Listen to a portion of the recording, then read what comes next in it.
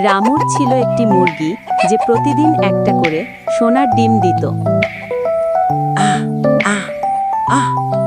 আমার সোনা মুরগি, এইদিকে আয় তো, দেখি তো আজ ডিম পেড়েছিস নাকি। ওহ, এভাবে একদিন তো আমি বড়লোক হয়ে যাব। তারপর রামু ডিম বিক্রি করতে বাজারে যায়, কিন্তু গাছের আড়াল থেকে বল্টু তা দেখে। মনে মনে শয়তানি বুদ্ধি ভাবতে থাকে। এইভাবে রামু ডিম বিক্রি করে ছোট বাড়ি থেকে বড় বাড়ি করে আজ রামু অনেক টাকা পয়সার মানুষ। একদিন আরে রামু ভাই, যে তুমি তো এখন অনেক বড় লোক হয়ে গেছো। কি যে বলো, তবে মোটামুটি হয়েছি আর কি। তবে এভাবে কয়দিন আর একটা একটা করে দিন নেবে? মানে কি বলতে চাইছো তুমি?